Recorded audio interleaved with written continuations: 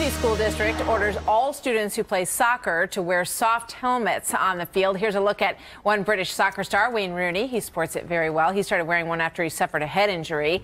Some parents are saying that the helmets are unnecessary and they are opting out, but school officials are pushing ahead with the plan. That move comes after a New York middle school bans all types of balls on the playground. Basketballs, baseballs, no soccer balls, no lacrosse balls, no nothing, kids. Just go out there and look at each other, I guess. Also, if you want to do a cartwheel, you have to be supervised by the playground lady. Is all this a little over the top, we ask?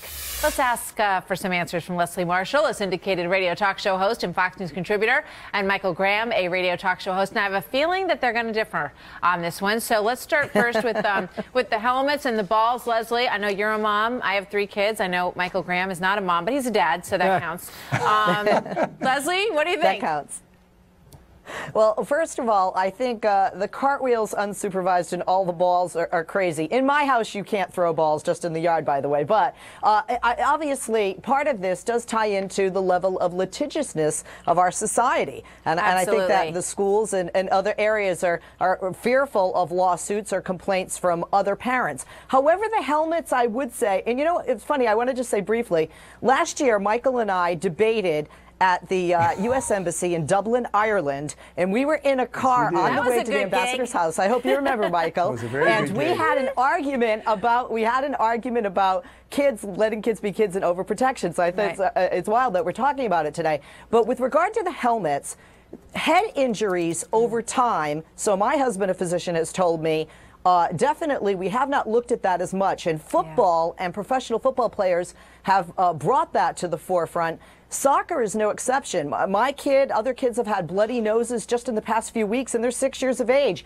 The soft helmet is actually a very good idea. We have one head, one brain, and just a little bit of trauma can cause long-term negative ramifications in the future for that child. Yeah, a lot of discussion about the whole concussion issue is taken very seriously, but I think Leslie's absolutely right. Litigious society is the #1 reason. If one kid falls down, Michael, sliding down a little short banister out on the playground, there's a huge ban on any sort of banister sliding for the rest of history at that school. Well, first of all, let's say that we have absolute evidence of long-term brain injuries doing damage. They affect bureaucrats who run public schools around the United States of America, all of whom I assume were repeatedly dropped on their heads or headed all the way through soccer. My 11-year-old daughter plays 5th grade soccer.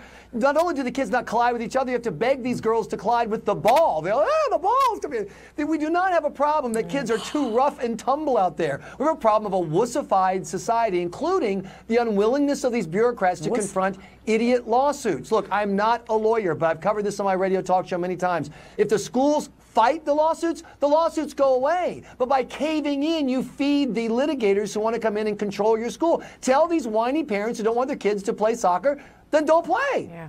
It gets a little tougher, the soccer field, with the girls in high school. I can attest to that. And some of them, many of them, I do see now wearing headgear when they're out there playing. And it's funny to me, in terms of sports in America, it seems like we do coddle kids in so many ways, and then they're expected to be, warriors and get college scholarships by the time they're 15 and a half.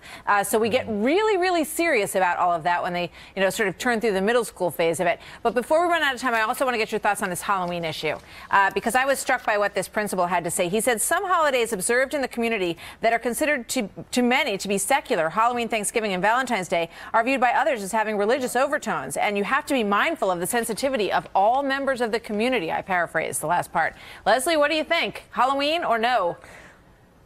My kids just started going to a new school, and they can wear orange and black, but not their costumes, and they're devastated because there are complaints, believe it or not, from a lot of parents. And we actually see this a lot with Christian schools or in large Christian communities about not having Halloween, but it's not because of religious, it's because of the anti-religion or satanic connections that some Christians associate with Halloween, not necessarily the Wiccan religion. But you know what? I grew up in New England. My birthday's in October. Used to love that because it was my birthday and Halloween in that month.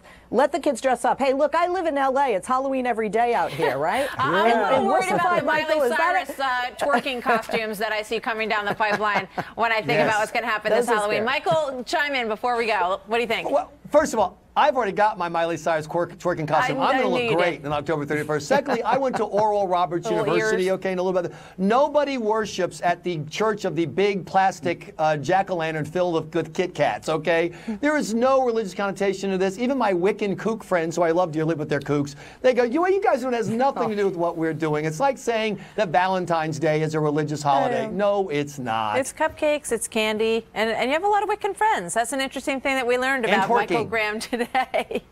Thanks, guys. Michael, Leslie, we'll see you later.